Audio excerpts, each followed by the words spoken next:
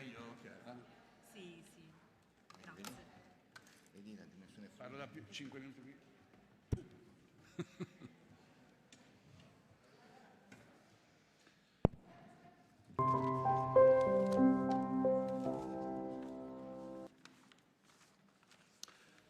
Good morning, welcome to everybody.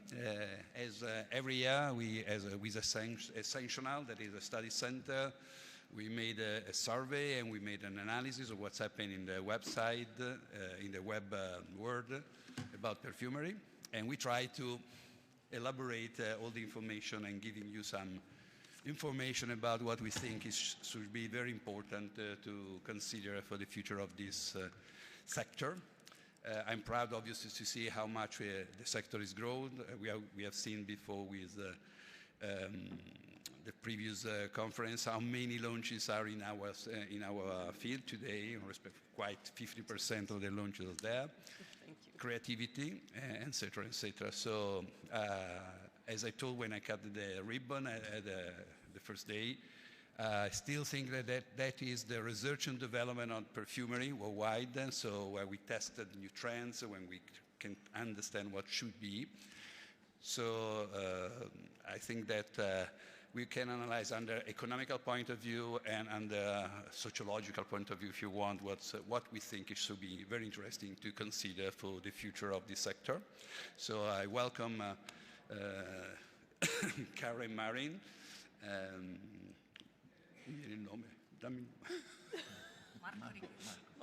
Marco Richetti, sorry, and Chiara Toniello that will introduce you different topics, and then I will be back to you at the end of the presentation. Welcome, and who is the first one? Okay, Marco. Marco. Okay, great. Well, thank you all to be here today. My task is to provide in a really short time an overview of the current macroeconomic situation.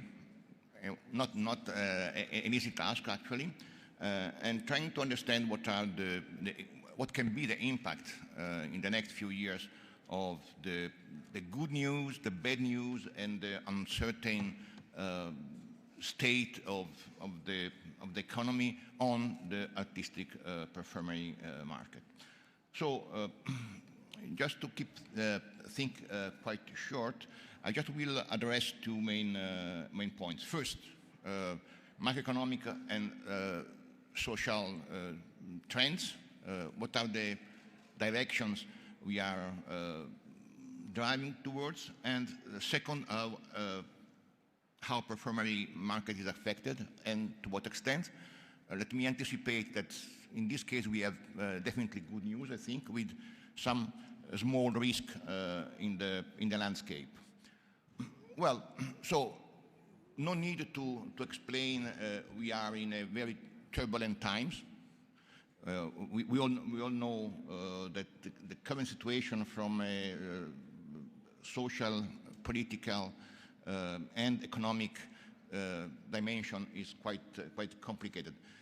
If we just focus on 2-3 points that are relevant to the impact on the artistic perfumery market, we see some very clear sign. First, what happened in the post-pandemic years. We come from an incredible boom of all the markets at least for consumer goods. It was incredible. It was not only in 2021 the recovery to the previous level of expenditure of household expenditure in consumption goods. Things went up in an incredible way. If you look at this chart, you see that I didn't even consider it 2021, which is the recovery year after the pandemic. But even in 22 and comparing to the pre-pandemic years, also in 23, the growth was outstanding. Then, and there are a number of explanations for that. I don't want to spend so much time in it, but many observers, analysts, talk about the age of revenge shopping. People was trying to make up for the bad situation they passed during the pandemic. For some category, there was also the idea, well, I see that, you know, as Elton John was saying, we are all candle in the wind, right? So I'm very rich, but everything can happen to me. So let's go beyond any border and spend. This was an incredible period. 22 and 23 was years of golden age for all the consumer good sectors. Then we had inflation also. That was the price growth. That was another element. And here, well, you know, inflation is a bad news for one part of the economy, but can be good news for another part. Generally speaking, people that have capitals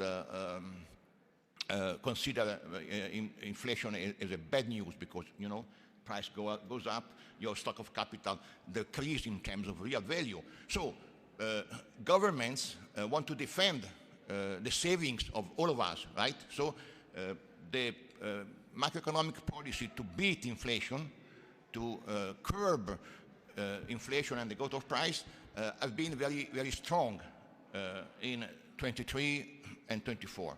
And they were incredibly successful. If you look at previous inflation boom in history, it took years for going down to the mythical 2% level, which is considered the good level of inflation. We're super successful. But being successful for an anti-inflationary policy means keep the economy low, pushing for deflation, right?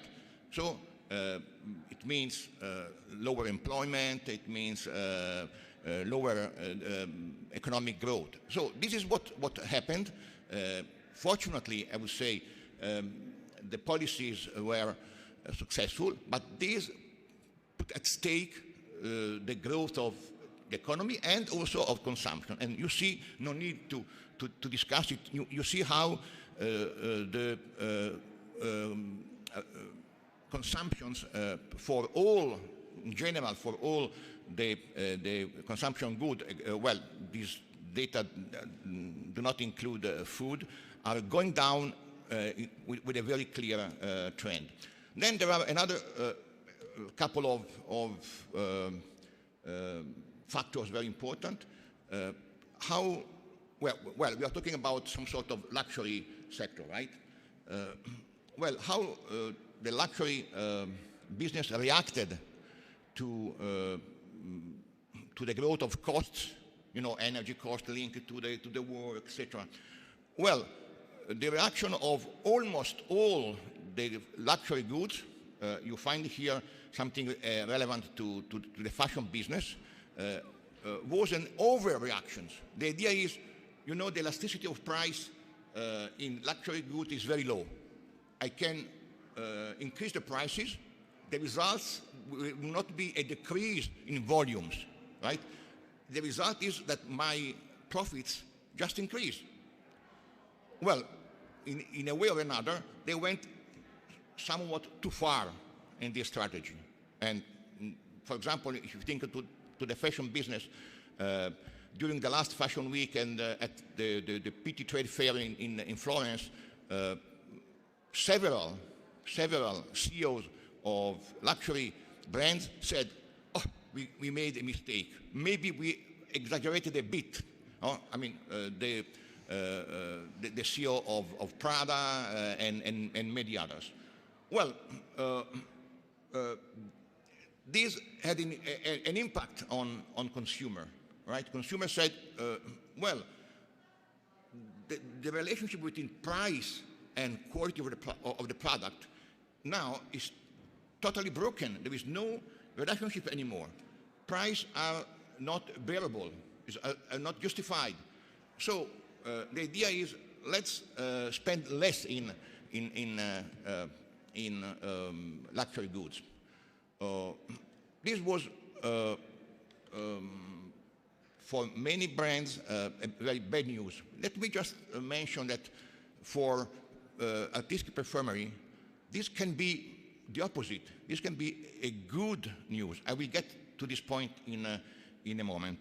Then we have the last point I want to stress, which is the collapse, the sudden collapse of some of the markets that in the pre-pandemic years were the main, in some cases, the only drivers for growth in the luxury business. China, first of all. Let me mention again, as a comparison, the fashion business. Most of the luxury fashion brands have made their, let's say, their success only because of the growth in China, when in the European market and also in some cases in the American market, their sales were going down. So the horse that was running as a hell suddenly stopped, and all the companies that overinvested in China and South Korea also was another typical factor, went down. Well, this is something quite scaring in a way also for the artistic perfumery market. Well, what is the perspective? Good news in Europe. Employment is going up, wages and incomes are going up, notwithstanding the very difficult geopolitical situation. Even in the last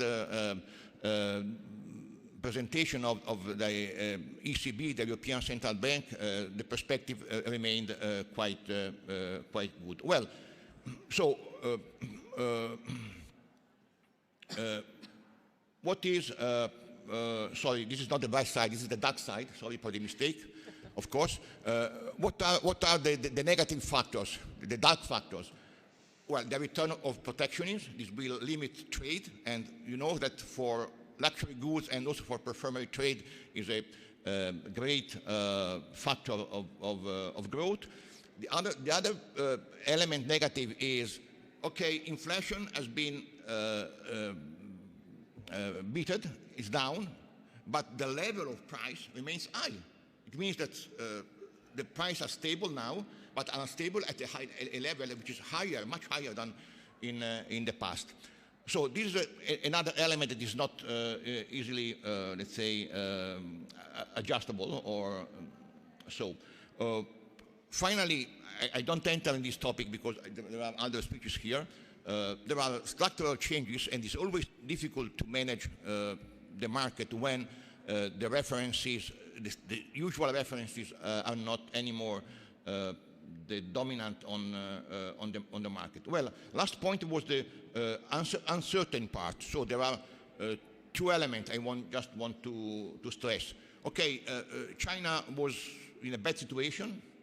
The government says, said we will take strong policy actions to counter the negative trend. And the Chinese Politburo has made a strong declaration, but at the moment, no real policy is active already. So what will be, will the Chinese policy able to relaunch the local economy or not? No one knows. No one knows. Totally uncertain. Well, last point, Trump. I don't want to express any comment on that. Maybe you can understand from looking at my face, but something is, there is some uncertainty which is certain. There is well-known indicator of uncertainty in economy that is made by an economist at Stanford University, looking at how titles of newspaper are. If you look at the chart, you see that currently, the last part on the right,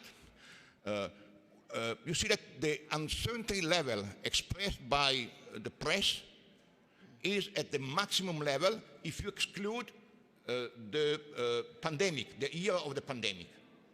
So I don't know what is your opinion, is good or bad, what Trump is doing. For sure, he's creating an incredible uncertainty in the economy.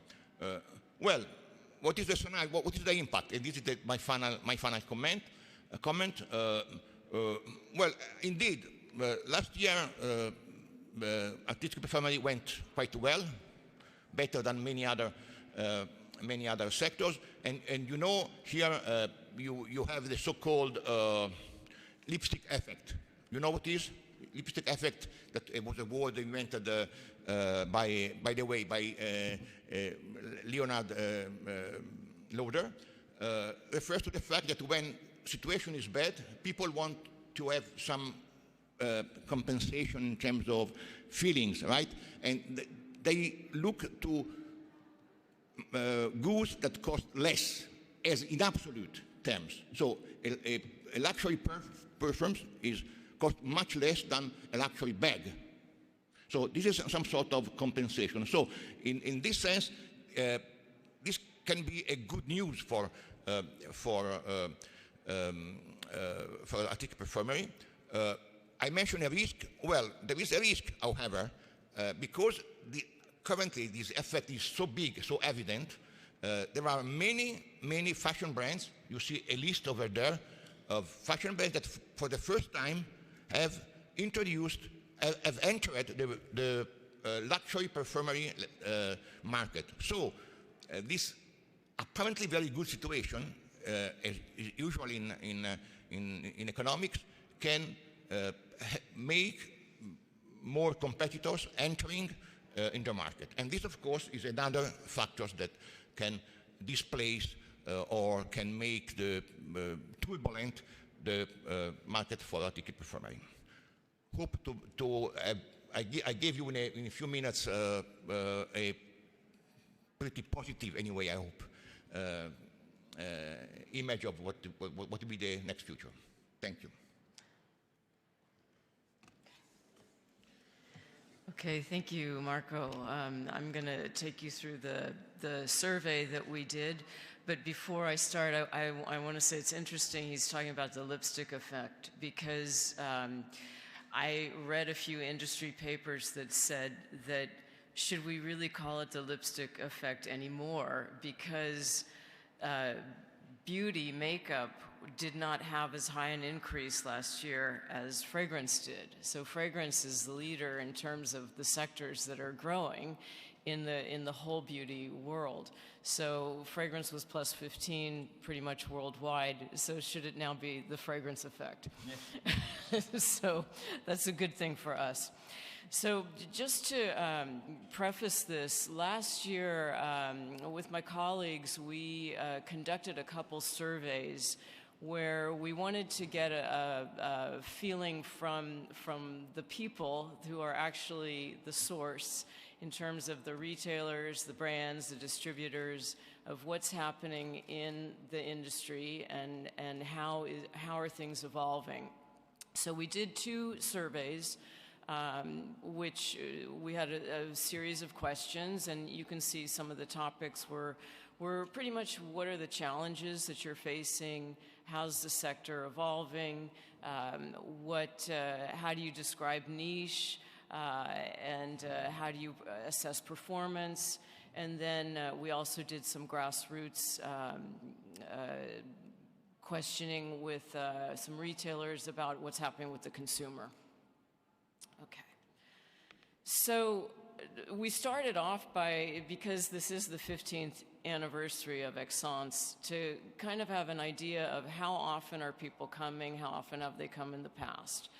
And what we found overall is that between the retailers, distributors, and the brands, that at least 30%, so almost a third, have come 6 times or more. So I think that this really does, once again, reinforce the fact that Essence is very much the incubator, and it's the go-to and the must-attend show for this, this slice of the industry.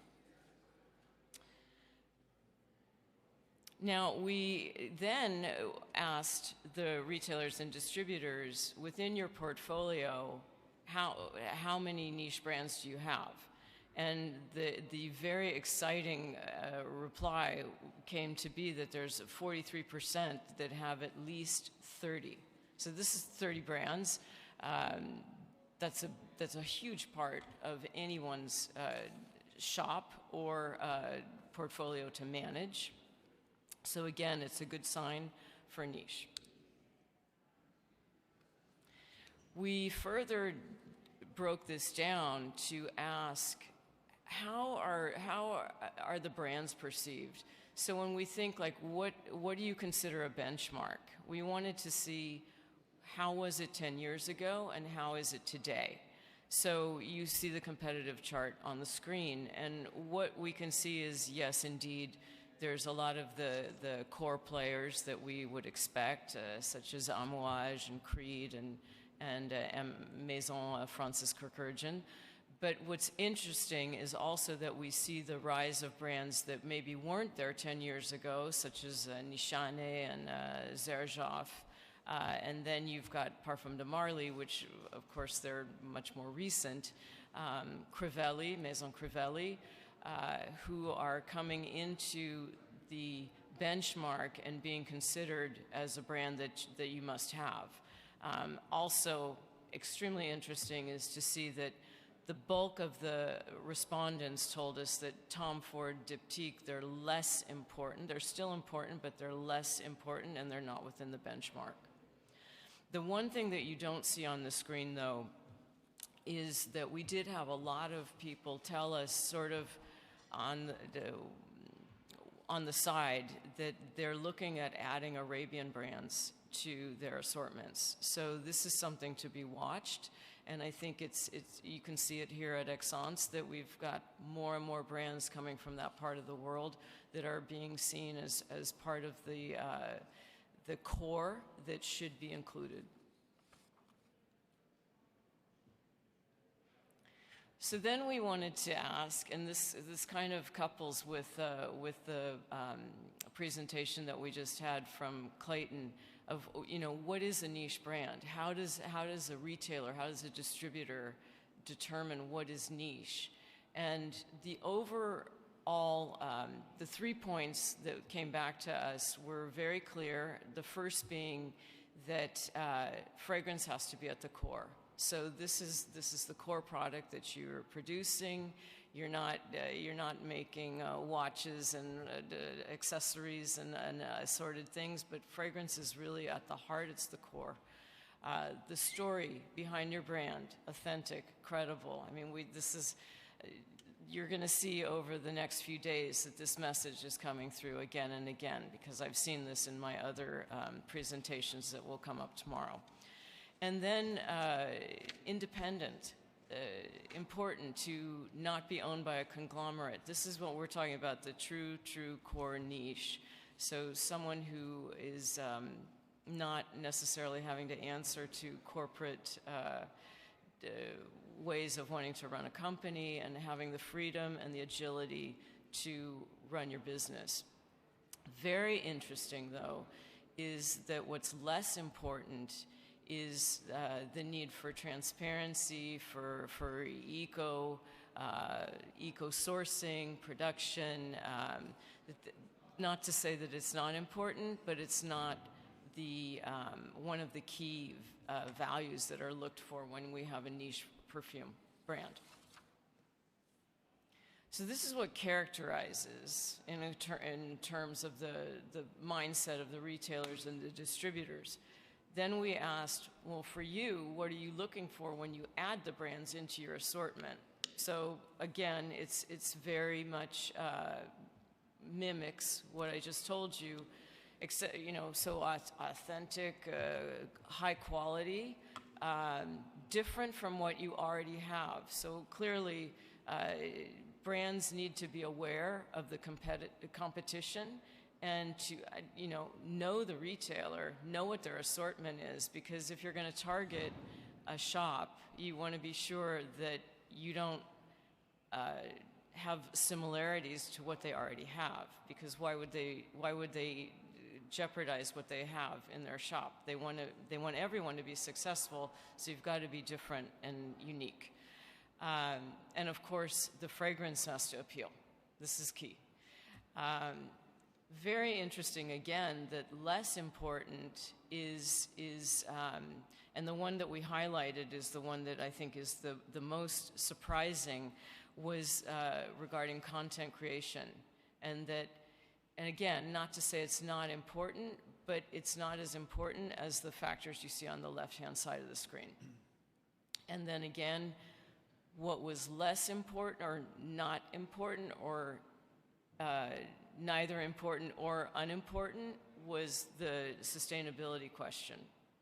I think that it came out so hard and fast during COVID, and it's really become less of a topic, and certainly less of a topic in certain geographic locations, geographic markets.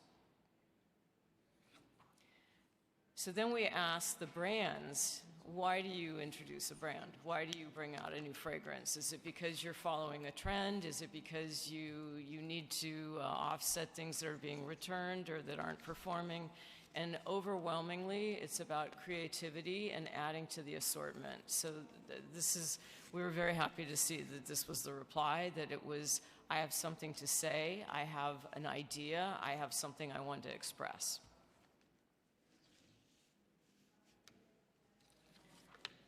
And then we dived into the product range and the development. So interesting that 43% of the brands have 9 to 15 fragrances. However, another third don't think it's enough. So they want to have up to 16 to 25. So again, when we go out and we walk the aisles at the show and we see the number of fragrances, one thing we also have to think about is the limitation to shelf space in stores. Of course, e-commerce is not limited, but shelf space in store is limited. So I think it's wonderful that people want to express and grow their assortment. But again, I think it goes back to listen to what the retailers are saying, as well as it's got to be unique, it's got to be different, it has to be something that I need in my assortment. Otherwise, having 16 to 25 is questionable. Interesting as well that we have the whole thought of fragrance layering. So fragrance layering in the day used to be shower gel, body lotion, body cream, fragrance. Well, those are what we call ancillaries. Over 50% of the respondents aren't making them. And they're not intending to make them even on bestsellers. So fragrance layering is becoming layering a fragrance on top of another. So this is something that is a trend that we've seen. It's been going on for a while. There's a few brands here that are really behind this kind of concept. But the layering, the ancillary, is taking much less precedent. And I think if anyone saw the presentation yesterday, we saw this with Circana. I think the percentage was much less than 5% as importance of as a reference in the collections. So then we went back to the retailers and we said, well, how long do you give a brand to be successful? And so the answer was interesting. It's pretty short, so it's 2 years or less for the most of them. And they are constantly looking at their assortment, revising it, renewing it, refreshing it. So it means that when you're ready to launch, you've got to be ready, because you don't have a lot of time to build the momentum to have the success at the point of sale. And so then we said to the retailers, what hinders a brand from being successful? What challenges do you see for the brand? And the overwhelming response was that the concept wasn't clear. So it's like, I don't understand it, it's too difficult, and then it's too difficult to explain to the consumer. So clarity is really important. Second reply was that the fragrances in general just don't appeal to the consumer. So this, I think we all love something that's disruptive and unique, but we also need something that is going to attract. And then lastly was the strategy. So the strategy isn't well thought out, it's not well executed. Maybe it starts well and there's a speed bump along the way, but it doesn't hit the mark at the end. And so what's interesting is then we went to the brands and we basically asked them, what is the challenge? And so for them, the challenge is finding a reputable distributor and getting in the store. Whereas what's easy is creating the strategy and creating the concept. So clearly we have a dichotomy where for the retailer, we want the authenticity, and for the brand, that's the easy part, but then I can't get in the store. So then we asked to the brands about what kind of distribution, how do they want to manage their distribution? And so again, two different sides to the answer. On the one hand, if we're talking about managing my brand in my home country, in my domestic market, they want to do it themselves. But when they go abroad, when they're outside their own market, they need help. And I mean, this makes sense, of course, that they don't know the market, they don't know the intricacies, they don't know the retailers, so they need the help. And so then the question was to the brands about how do you build awareness? So overwhelmingly, you can see it's social media and it's events. This is not really a surprise. I think it's very much I mean, all you have to do is take a metro or walk around here and everyone's glued to their phone. So social is speaking to us all the time. And not surprisingly, but somewhat sadly, print media is very much, has lost. Although some brands, especially more established heritage type brands, still have see value in the print.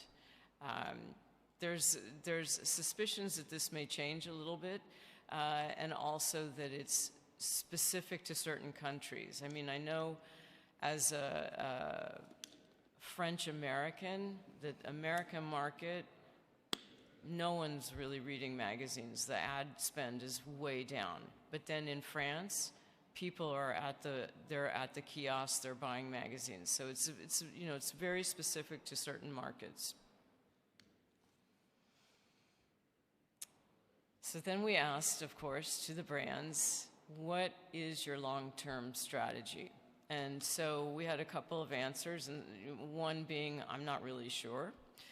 But overwhelmingly, the brands want to stay independent. They either want to stay independent, that's the bulk, but some, they want to keep the control, but they would love to have investors. So again, probably not a huge surprise, but I think what is encouraging for us in the niche sector is to see that they do want to be running the show, helming the ship, and having that creative control and that decision-making power, which couples back to the beginning of the presentation where you see that the retailers are saying, we prefer brands that are not owned by conglomerates. And then that was the end of my portion, and now I'm going to hand it over to Chiara, who will talk to you more about what the consumer thinks. Thanks, Karen. Now I'm going to provide you a couple of messages about how the consumer is changing. This is the fifth year from our previous survey, Whispers About Artistic Perfumery. So we wanted to investigate and we asked to retailers how the consumers are changing in terms of habits. We discovered that, respect to the previous index, niche perfumery is a clearer concept in consumers' mind. And there is an increasing level of expertise in niche perfumery. So people are aware of raw materials, they are looking for more information about the production process, and they want to know more respect to before. And this is true for all the generation that has been investigated. The novelty from this year is that we have a new clientele inside the store.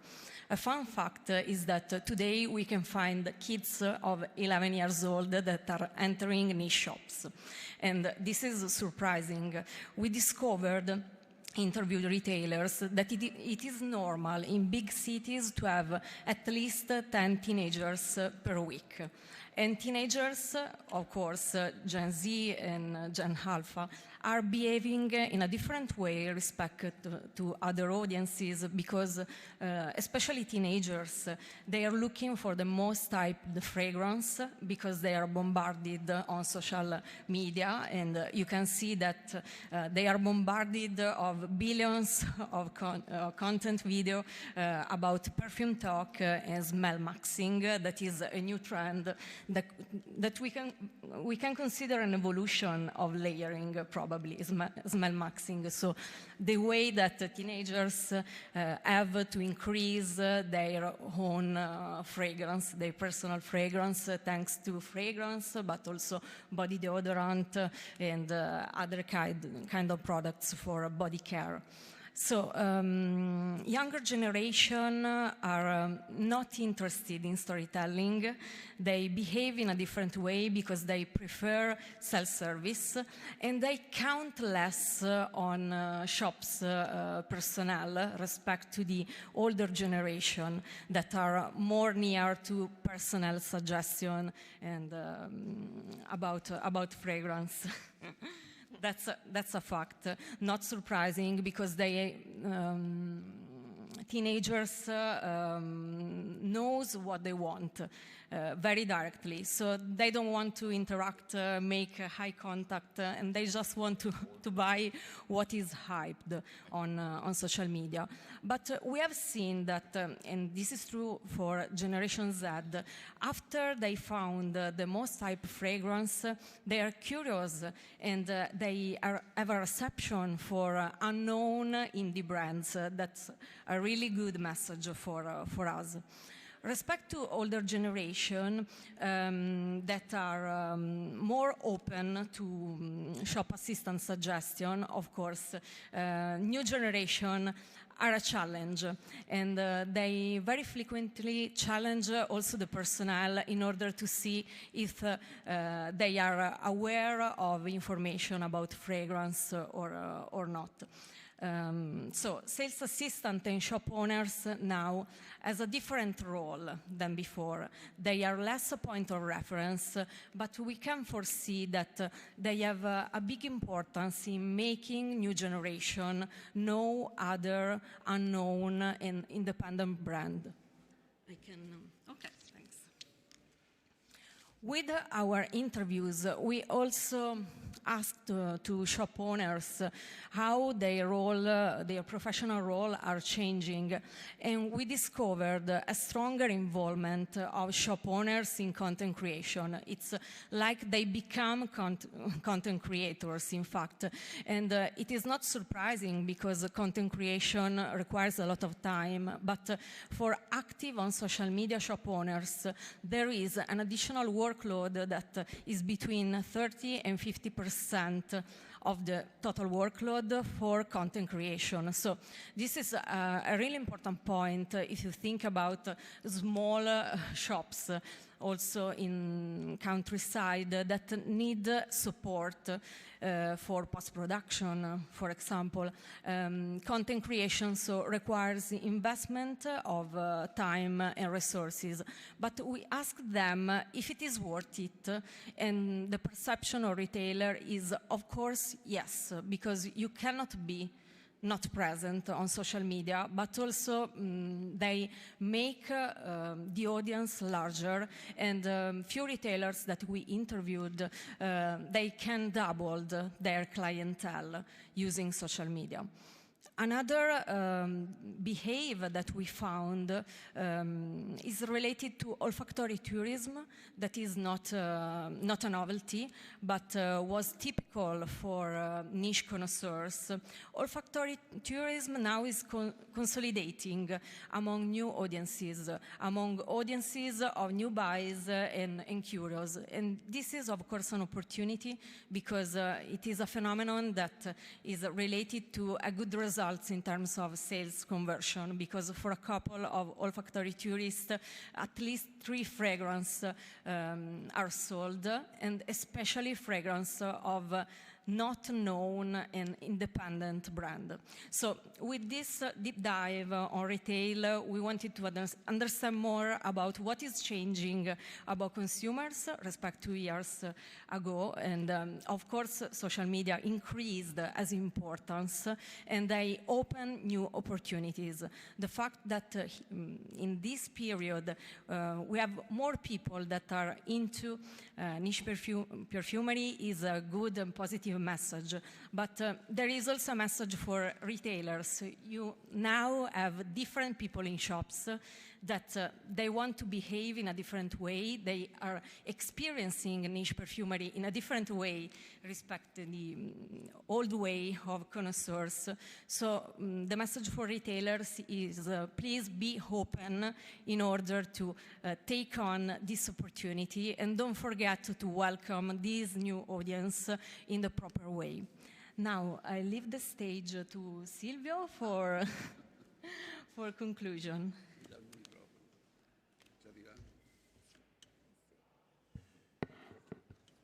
So thank you very much to all the team for the work made.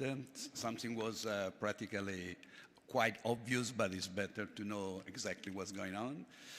Coming back to what Clayton told before about what is the description of niche perfumery, that is a mystery.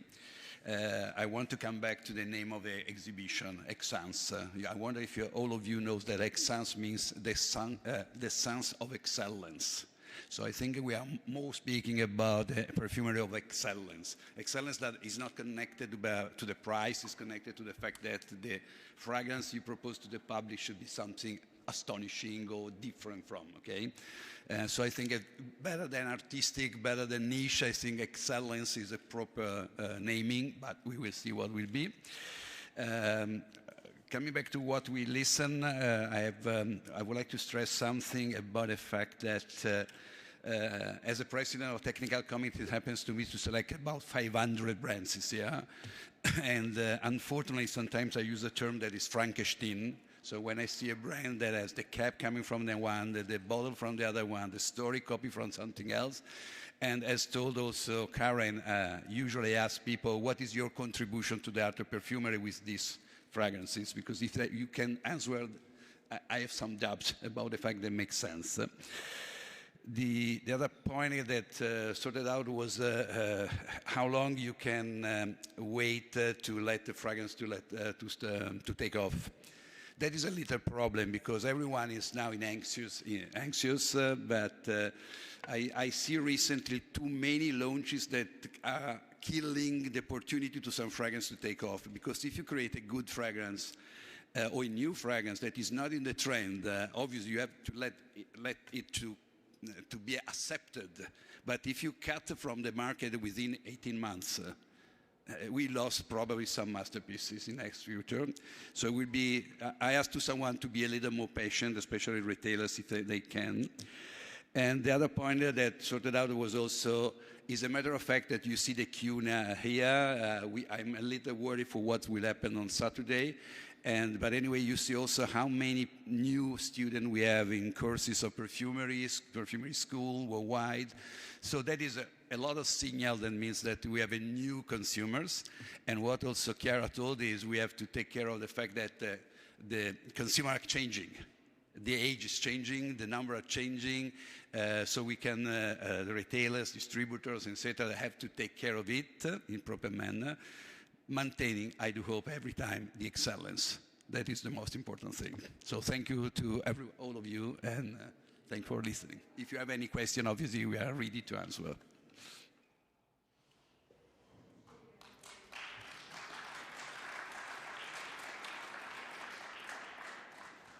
I don't know if there's any roving mics out there, so that it looks like we have a question over here.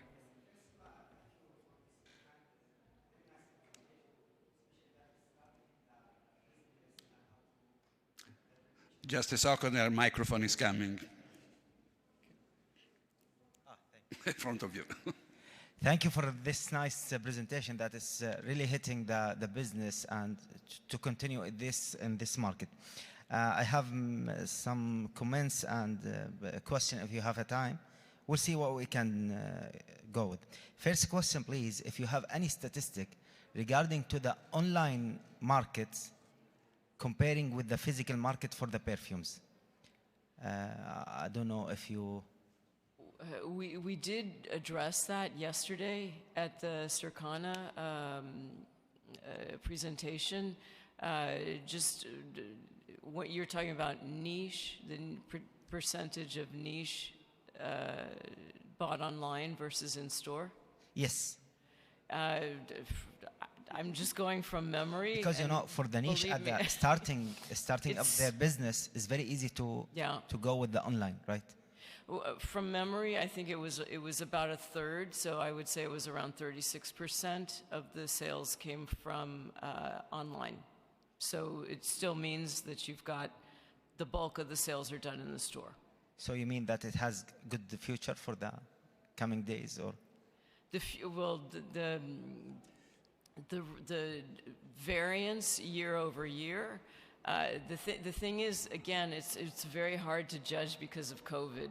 Because COVID, of course, people were buying more online because they couldn't go in the store.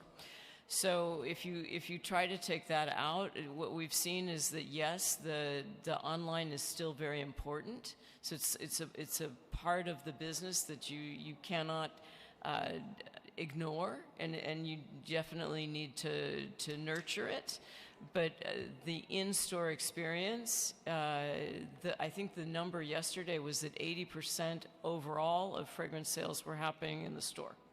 Nice. Yeah. Nice. If I can add something, a lot of retailers started to have an online experience, and some of them realized what is the cost of doing that. So you need a structure to do that because shipment, return, payment, etc.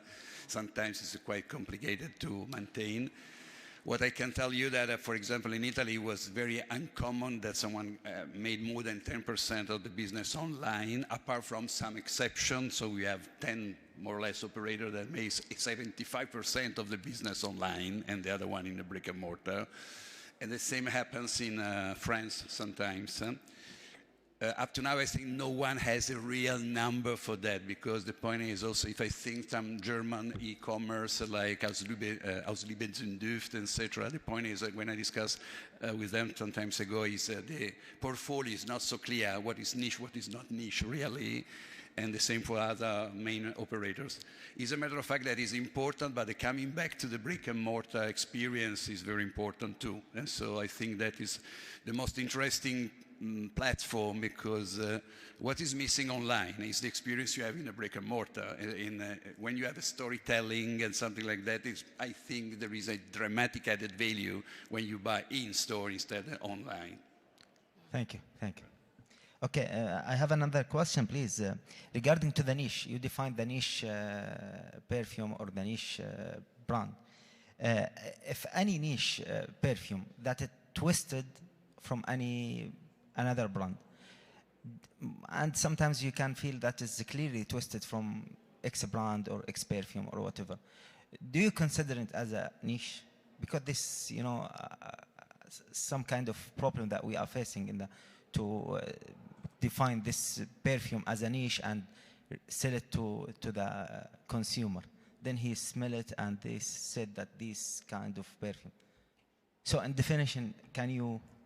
Well, first of all, just to clarify, the information that I provided is what the results, the answers came from the retailers and the distributors. And so this is what their point of view was in terms of what was the most important factors that characterize niche. And so if we go back to the slide, we would see it was authenticity, unique concept. So could that mean not copying someone else? Probably. I don't know if that answers your question, but this is the feedback that we received from the survey. Okay. Regarding to the change in the consumer, I feel nowadays that the people, they are looking for the perfume that it's just bring them some praise from the people around them when they go out for the work. Doesn't matter that they like it or not like it. And this really a big challenge for us if we have a business or something like that, to follow up the trend and the perfume that's bring you some, you know, praise from the people. Do you feel that this kind of change in the people, or I don't know if it's clear? This is, of course, a phenomenon that we intercept for the fact that on social media you will find promotion of most famous fragrance, and so sometimes people make blind buy. But what we found from our interview, that is a minority behavior. But of course, it is an important message for retailers, for the scope of retailers in promoting people in identifying their own fragrance. So what they really can love and that can express themselves. Thank you. Last maybe comments. I don't know if I took a long time. It's okay. Fine. It's your workshop. It's okay. It's okay. Perfect. Then after we noticed after COVID-19, like in 22 until 2024, many of new brands came in the. Let me speak about the Middle East exactly and the Gulf area exactly.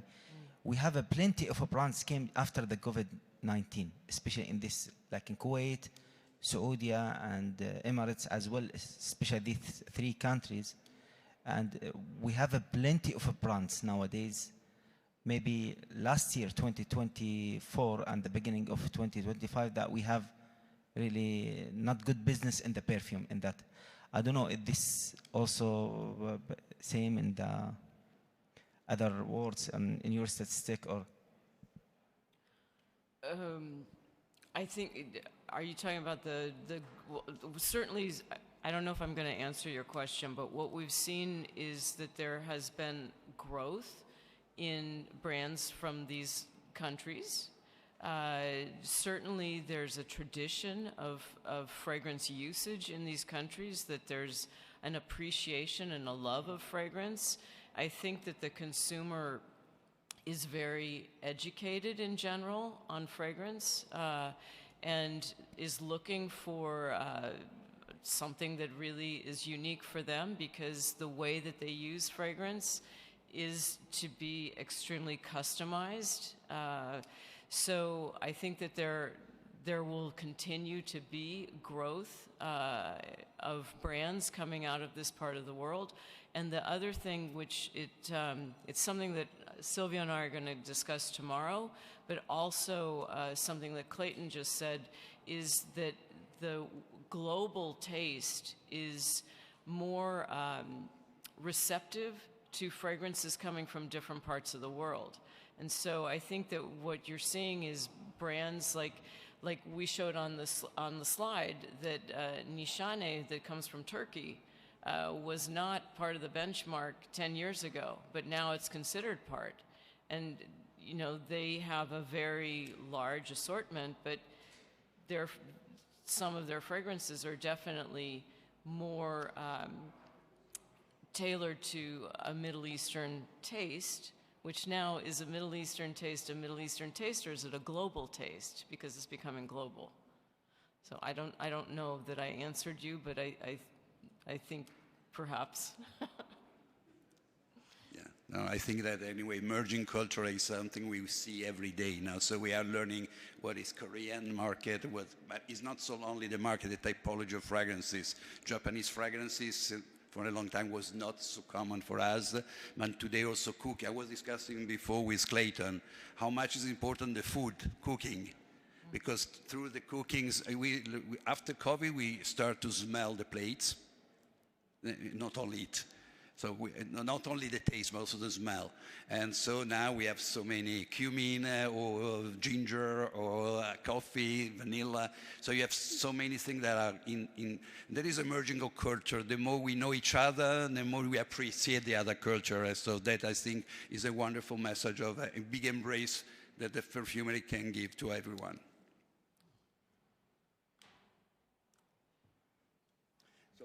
Thank you so much.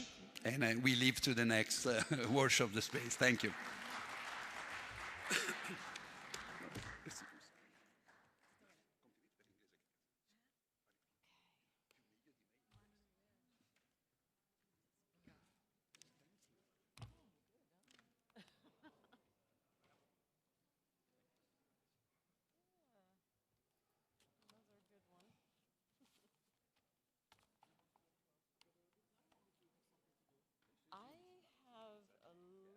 Bit of time, and then I have a lunch at 1 with the Femi.